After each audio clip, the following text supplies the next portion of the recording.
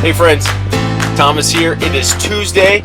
I am driving and we're going to go check in on a couple of our staff friends and see how they're doing and how they might help us get ready for continuing our conversation this Sunday in our series, Redeeming the Disruption. I just pulled up to Jay Ewing's house. Let's go see if he's home. Come on.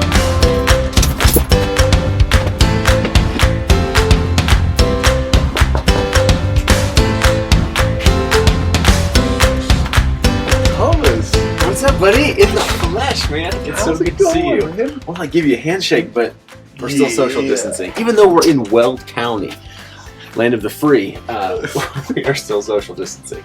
Anyway, you got a moment to chat with us a little bit about community life here at Calvary and how we stay connected, get connected? Yeah, man. Do you got a moment for me to make you some coffee? Always. Sounds good.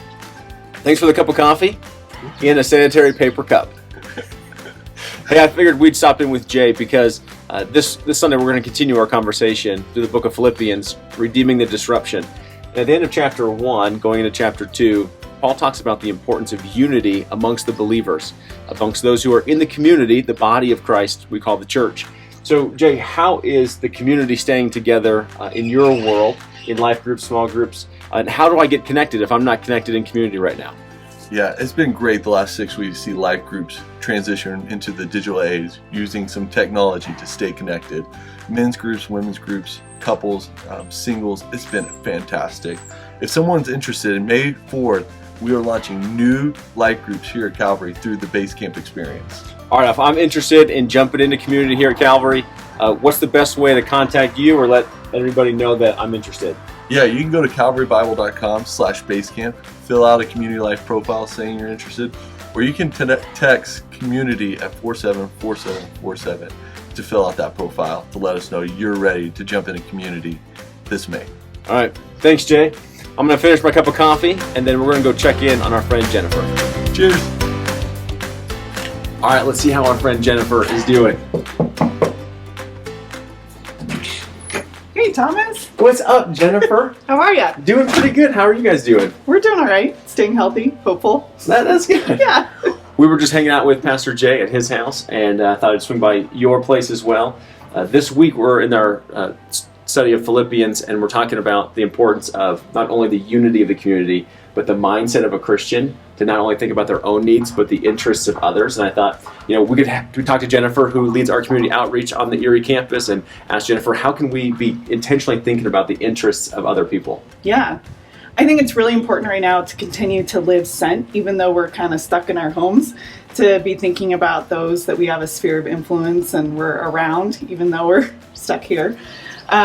Some of us have been talking about how it's good to have a regular rhythm of connecting in 3 different ways. And the first way is to connect with God. When we spend time with God in worship and in prayer. And then the second way is to connect with people in the church, in the body of Christ. When we do that, we can encourage one another and spur one another on to love and good deeds. And it's awesome. But the third way is to continue to connect with our community and with the people around us. When we're in this unique time when everyone's experiencing the same hardships and everyone's experiencing isolation and anxiety and schooling from home and working from home and loss of income, and we're all having these shared experiences, and it opens the door to deeper conversations, even new relationships with neighbors you haven't really had a lot of conversations with. And it can be really simple, like calling a neighbor to see if they need something from the store before you go, or calling a coworker and saying, hey, I'm seeing you at the office, how are you doing? And I've heard stories of people who are doing this, and God is on the move in our neighborhoods, and we get to participate. And so this is not a time to just kind of stay isolating at home. I think God is still asking us to reach out and to live sent in our neighborhoods. I love it. Let's stay intentional. I know that the Erie campus has done a food drive last month for our community. We're going to do one in June again for the Erie community. But what's happening in Boulder this weekend, and how can I learn some more details? Yeah, so this weekend on Saturday, the Boulder campus is combining efforts with some other churches in Boulder to bless some of the organizations in Boulder that are helping people with food and things like EFA. And you can find all that details online at calvarybible.com.